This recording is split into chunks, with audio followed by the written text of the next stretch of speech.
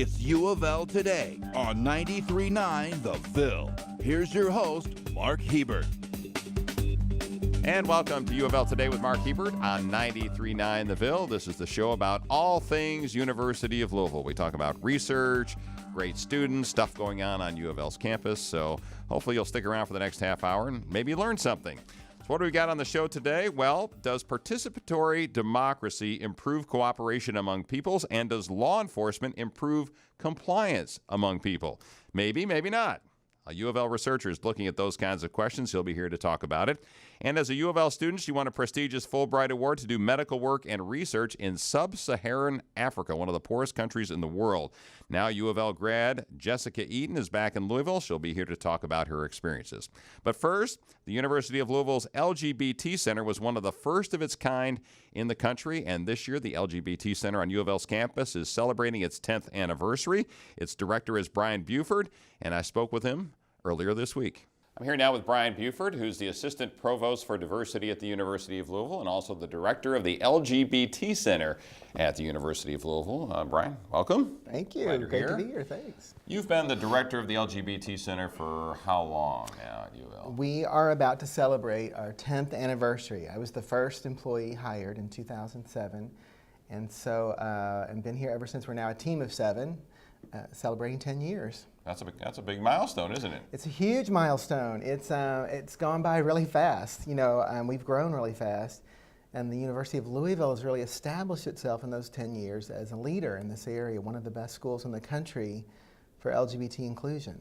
And if you go back 10 years to 2007, at the time, as I recall, wasn't Louisville one of the first public institutions in the South to have a center, essentially, for lesbian, gay, and transgender students? Yes, we were one of the first, certainly in the South, and that's still true today. We're still one of the few. Where the centers are popping up in more places. It's becoming more of a common university practice to provide these services.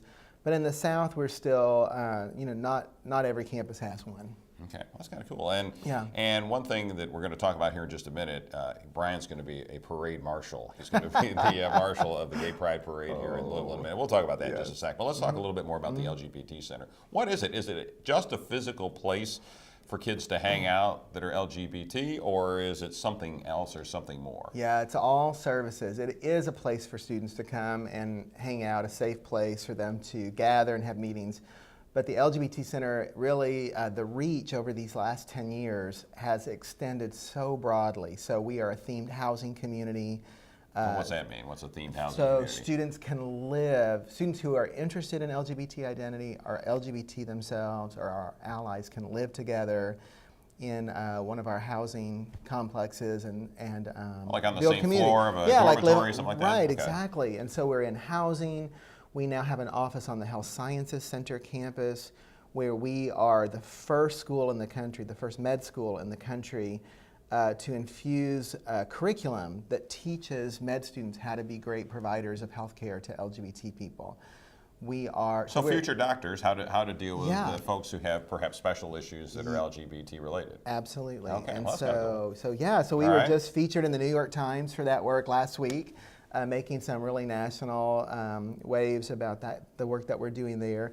We're in, really looking across in the curriculum, in our work with Dr. Kyla Story, the endowed chair for LGBT studies. We're one of the few schools in the South with an LGBT studies minor. So we really look across the whole campus life for students, faculty, and staff and say, how do we make sure that LGBT people feel included, that they see themselves reflected back, that they know what their support systems are, that our benefits, we're in HR, we've been doing a lot of work over the years with policies to make sure that LGBT couples can, have health insurance benefits and all, and so every aspect of life on our campus reflects inclusion the way that we value it. Talking with Brian Buford, who's an assistant provost for diversity at the University of Louisville and also the director of the LGBT Center and about to be a grand marshal of a parade. Right now in this climate in 2017, I'm going to ask a two-pronged question, which you're not supposed to do when you're an interviewer, but I'm going to ask it anyways. A, you would think that in these day and times that it would be no big deal about being LGBT, lesbian, gay, transgender, bisexual, that, we're past that. Yeah. A. B. Or B, is it a case where in this political climate where you've got such anger on both sides of the political spectrum, are LGBT folks caught in the middle? So which is it? Is it not a big deal anymore that the kids of this generation are saying, I don't care what you are, and LGBT kids feel at home and safe on campuses and out in the community? Or is it the other way now, turning back, that they feel stuck in the middle of this political discourse? Well, so I'm going to give you the answer that reporters hate, Okay. which is it's both. It's both, okay. But, and I talk about this often, that it's like we're holding these two realities. A, everything is different. I mean, the world. I came to UofL as a grad student in 1988 in the closet. The world that I came out in is a different world, and kids are coming out in middle school, and they have gay-straight alliances all through their secondary school experience. We see characters on television. The world got gay marriage. We have gay marriage. We have domestic partner benefits across the country. So it's totally different, and yet it's B. It's exactly the same. So kids are being bullied in school, being thrown out of their homes. In the LGBT center, there is not a week that goes by that we don't support at least one student who has nowhere to go over the holiday because they've been kicked out of their house. Shunned by their family? Shunned by their family, shunned by their church, by their community. That is absolutely still the reality. So it's an ironic sort of, looking at like celebrating all this growth, but also recognizing for a lot of young people, just getting to college is tough. And then getting all the way through college and graduating, which is what we want them to do, is really challenging. In Louisville, it's not that big a deal. It's a big city. It's a lot different dynamic than it is for these small towns out in rural Kentucky. Do you have a number of kids coming to U of L from rural communities who have faced a different dynamic in high school and now once they get here are facing, wow, it's the big city, it's a little bit different here. I'm not sure how I fit in. I really didn't fit in my school in rural Kentucky, but now I'm not real sure where I'm supposed to find friends and stuff. You have a lot of that? A lot of that. A lot of young people in high school might be the only out kid in their high school. And then they come to Louisville and they come to U of L, this wildly inclusive place. And there is a little bit of culture shock where you suddenly it's like drinking from the fire hose. You suddenly like, wow, I have all these resources. Yeah. And there's an adjustment to that. That's part of the work we do, is helping them embrace their identity, adjust to what does it mean to be part of an LGBT community. Sometimes they don't even know what they need because they've never thought they had the resources to get it. All right. What do you want people to know about the 10th year anniversary of the LGBT Center at U of L? Well, I want people to know how proud we are that we got here, we got to where we are today because of the will of a lot of people, a lot of leaders on our campus who said, we're going to take the courageous steps to make sure that we send the message that U of L is an inclusive place. And I think we've done that. I'm really deeply proud of that. I'm a 29-year employee at U of L, so this is my home. And it makes me really proud to know that we are nationally recognized.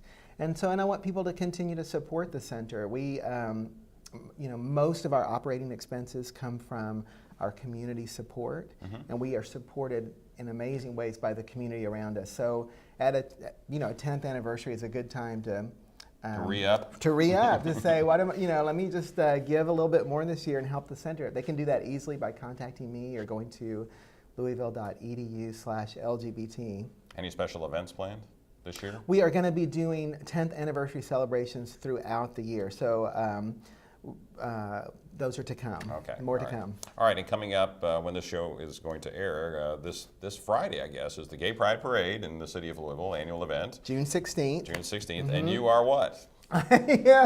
What am I? I don't know. Yeah, what are you? I'm the Grand Marshal. I have no idea what that means. I think it means I wave from some vehicle. And I'm very excited. As a longtime Louisville person, I was at some of the very early Pride parades. And I remember in particular, my first one, we didn't have a permit to walk in the street. We walked on the sidewalk, and we stopped at the stoplights. That's that's how far we've come in Pride. So to be in the parade is exciting. We're really using this opportunity to celebrate our 10th anniversary and to invite the whole university community. And that means students, faculty, staff, alums, friends, allies, anybody in the community that loves U of L, loves the center. We want them to come and walk with us.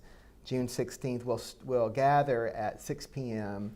The parade starts at 7 p.m. downtown. And on our Facebook page, University of Louisville LGBT Center, are all the details that people would need. Want them to wear their U of L gear. We've been working to get some U of L pom-poms and all kinds of stuff to make our parade contingent the most fabulous, because we think U of L deserves it. And because you're going to be the Grand Marshal. And maybe so. We'll see. Right. My mom's coming. So the best thing about being the Grand Marshal is it makes your parents so proud. So, okay. So show up with your U of L gear on for the Gay Pride Parade. Show the folks in our community that U of L really does support the equal rights for all. Celebrate with us, June 16th. Yes. All right, very good. Brian Buford, as always, good to talk to you. Daniel DiCaro is an assistant professor in urban and public affairs and he's got a dual role, and psychological and brain sciences, both departments, and he's been doing some research on, well, we're going to let him tell you what he's been doing research on, because it's kind of complicated, but we're going to try and boil it down so that folks can understand exactly what you're working on. So first of all, welcome, Daniel. Good to see you. Thank you. My pleasure to be here. Glad you're here. Pull that microphone right up to you there. Just okay. There you go. Just like that. All right. So why don't you explain? You sent me a long note here. You said, I consider myself an interdisciplinary social scientist. Yeah. What the heck is an interdisciplinary social scientist? Let's start there. I think the easiest way to say it is I'm problem focused. I've identified a key problem in society that I want to solve, and I don't use a single discipline to try to approach it, which is the traditional way of doing things. So that's why I'm in 2 departments. So I have a background in philosophy and psychology. Then I got a PhD in cognitive psychology and social psychology, which are 2 different fields. Doesn't sound like it, but they are. And after that, I went to a research institute to pick up political science and economics. I've been picking up environmental law. So basically, whatever tool I can use to solve a problem, I use. And that's where the interdisciplinary comes from. Right, that's where that comes from. It could be social science, it could be politics, could be justice, could be psychology, those things. Okay. Yeah. So what are some of the things that you are trying to solve? What are some of the issues that you've gotten research money for to look into and to try and figure out in our society? Yeah, well, the biggest problem that I'm looking at right now is societal cooperation, or the lack thereof. We're familiar with that in the United States right now a little bit, aren't we? Exactly. It's a good time to be researching in some ways, I guess. Well, I mean, it kind of hits the head on the nail, that topic you just raised, because what I'm really trying to look at is how do you get people who are normally competitive against each other, have different interests or different viewpoints, to work together on important problems in society. So it can be like public health care, that's a public good. Sharing water resources that are scarce, that's a common pool resource dilemma. So these are social dilemmas where people are, if they're highly self-interested, they'll tend not to work together, and they won't bring about the public good, and it leads to a breakdown of cooperation, then leads to all these societal problems. So I'm trying to understand the psychology involved in that. And what is the psychology, or is it politics involved in that? It's a little bit of everything, so which is why I study just about everything. My entry point is trying to understand things in terms of really fundamental motivations.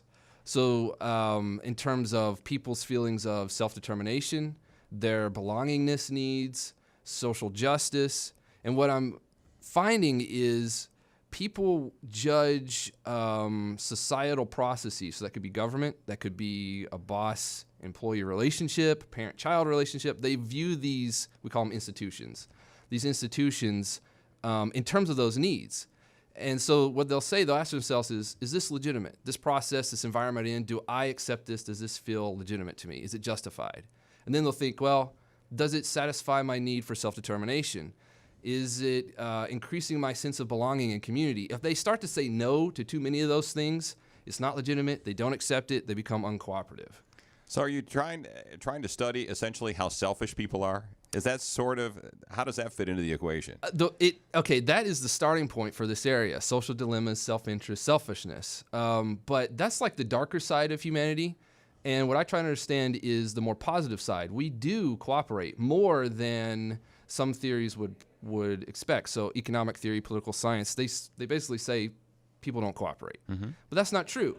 they'll cooperate sometimes, they won't other times. And so I'm trying to understand what determines that. And I look at government, basically, and say, government comes in to try to set up conditions, in an ideal scenario, to help people put aside the darker side of themselves and start to cultivate the more positive side and become more cooperative. Gotcha. All right. Daniel DiCaro is who's our guest right now. He's a professor in urban and public affairs and psychological and brain sciences, both departments at the University of Louisville.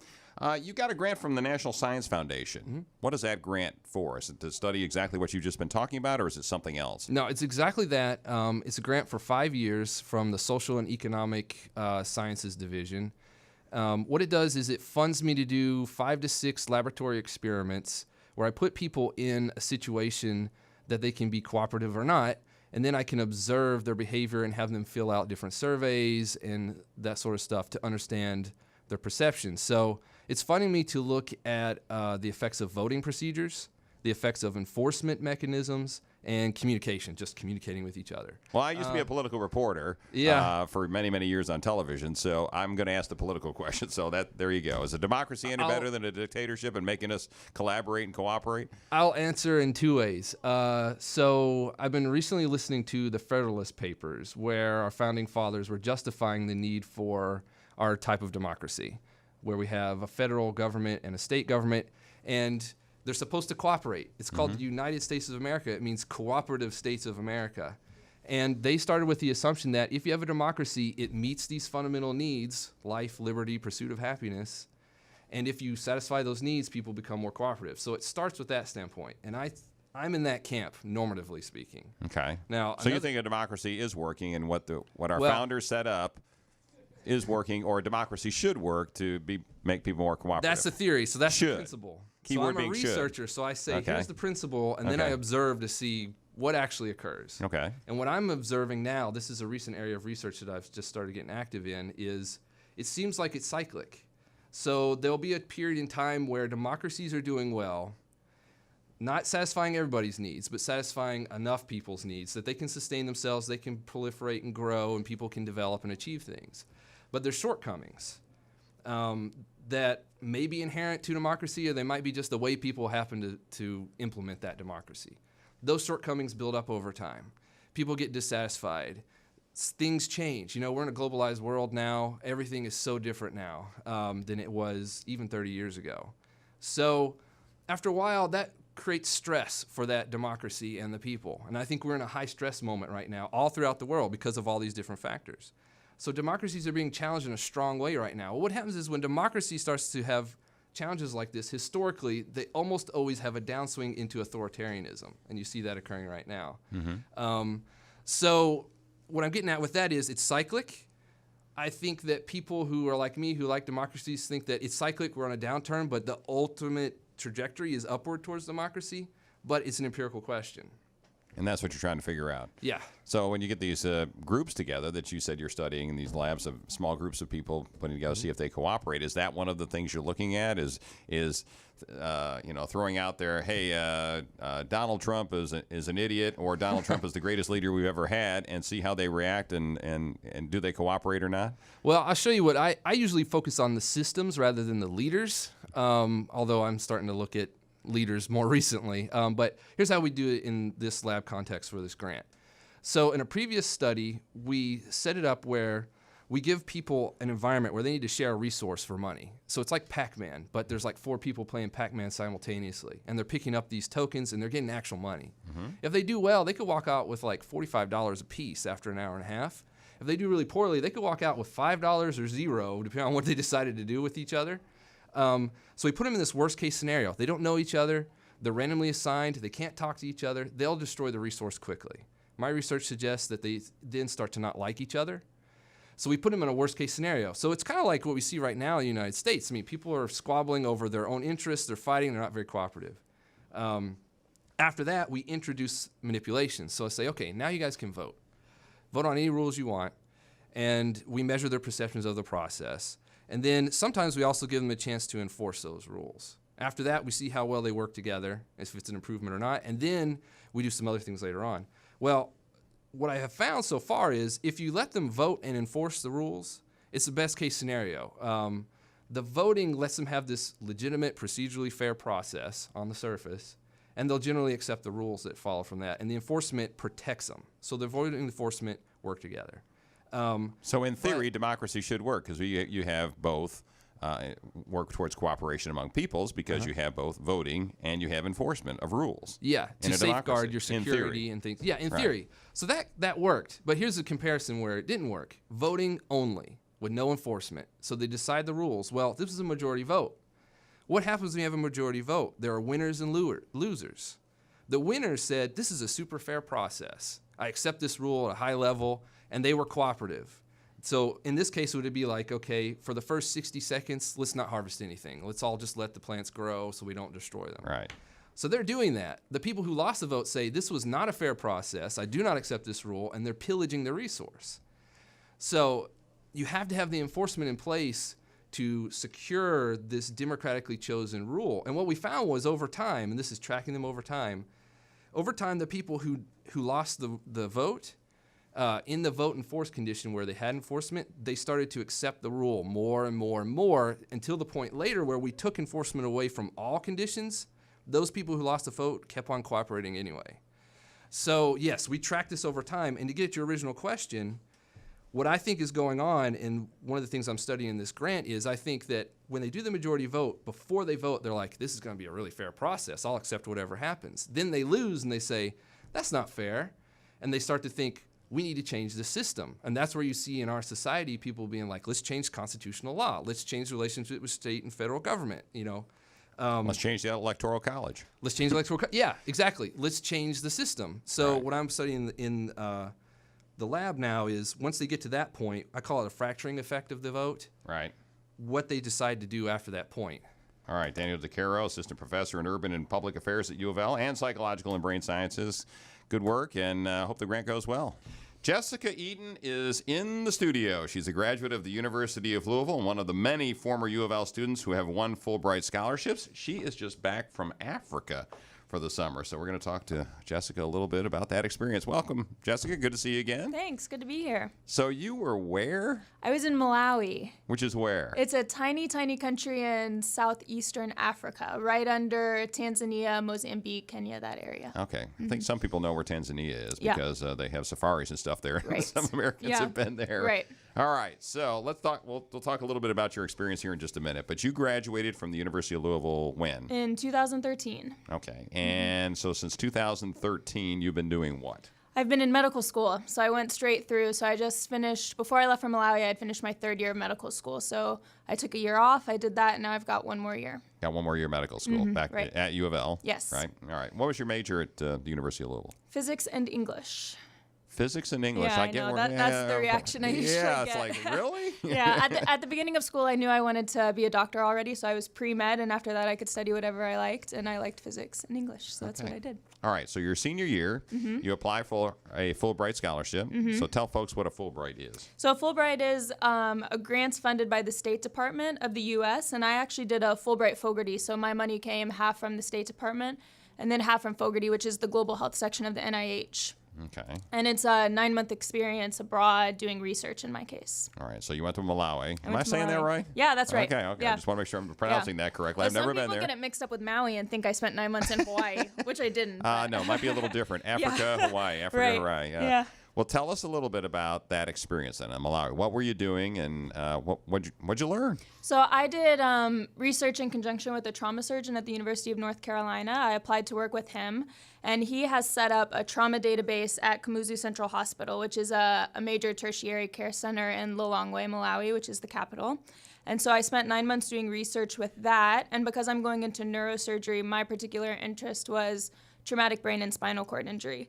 So I did a little bit of clinical work with the neurosurgeon there, but that was pretty minimal. Most of the time I spent doing research. So I collected data and I wrote papers, and it was amazing. And what was the research on? It was on traumatic brain and spinal cord injury, Okay. so mostly just characterizing the injuries there, collecting CT scans. We don't know much about what TBI looks like in that part of the world, so it was kind of just getting a feel for what it's like so that we can set up interventions, try to reduce mortality, that kind of stuff. And you were looking at trauma to the brain. You said Right. it's different. There's not a lot of studies about trauma to the brain in Right. Malawi and sub-Saharan Africa. What would be the difference of brain trauma in Africa versus the United States? Yeah, so that's the question, right? Is you just need Is there any research to difference? answer the question, right? So traumatic brain injury is a very broad term for any sort of pathology to the brain. Here, we kind of know the patterns that it tends to have, so we know what kind of surgeries we need to be able to do, that kind of thing. There are some iterations of traumatic brain injury that you don't need to do surgery for. So we need to know, do they tend to be surgical lesions? Do they tend to be non-surgical lesions? What type of things do we need to have available in order to help them? So we're starting to get a little bit of an idea from my research. Last I looked, we had 280 patients, but really to get a really good idea of the kind of interventions we need based on that data, we're going to have to collect for a few more years. Got to ask you, I think the obvious question, what did you learn? Well, you're from Louisville originally. Where'd you go to high school? Right? I went to high school in Lexington. In Lexington. So, but then you live in Louisville now, right? Though? Yeah. Okay, your parents live in Louisville. Yeah. So what did you learn either in high school in Lexington, at the University of Louisville, or in medical school at UofL that helped shape you and mold you into going out into the world to one of the poorest countries in the world and doing medical care and so research? I would say in high school, that's when I learned that I really love science. I took all the science classes available at my high school, and that's just the kind of thing I was always drawn to. And then the game changer for me in college was that I was a Brown Fellow. So I was one of the first class of Brown Fellows. And then I started going overseas. I started seeing how healthcare is different in other parts of the world, how people have different access in other parts of the world. So I worked at a clinic in Thailand, and I did public health work in India, and that's kind of what got me into wanting to do global health. And then from there, I went to medical school, and then I found out I wanted to do neurosurgery, which makes it a little more difficult to do global health. But at the same time, it's kind of exciting because it's a field that doesn't really exist yet. There's maybe a handful of people that are really doing global neurosurgery. So it's an exciting time, I think, to be getting into it because I can kind of make my own career. So it was really this opportunity to travel and to go Yeah, overseas absolutely. that really molded you and got you where you are. James Graham Brown changed everything for me. And we should tell folks what the Brown Fellowship is. So why don't you, I mean, I know because my daughter was a Brown Fellow with you, but why don't you tell folks? So it's a scholarship through the University of Louisville and Center College. They take 10 fellows every year. And it's changed a little bit through the years. When I started, it was a group trip abroad. So we went to Panama, all 20 of us. And then you get $5,000 every summer to do an enrichment project, which in my day was anything that you wanted it to be. Now I think there are a few more rules about what sort of volunteer experiences, things like that you can do. But most people study abroad, and then they're encouraged to come back to the state of Kentucky to contribute at home. So it's really amazing. Last question. Inspirational folks you have met along the way. So maybe the most inspirational person I've ever met, I met in Malawi. And I didn't know that there was a neurosurgeon working at the hospital I was working at, but there was. Her name was Dr. Bilal, and she actually trained in Pakistan and came to Malawi through the United Nations Volunteer Program. And she doesn't often have access to the operating room. She also doesn't often have access to the tools that she needs, things like that. But I've never seen anybody advocate for her patients like she does. And you want to follow in her footsteps, Absolutely, sounds like. absolutely. All right. Jessica Eaton, good to see you again. Yeah, thank you. Congratulations, and good luck on the last year of medical school. Thank you very much. Thanks for listening, and go Cards.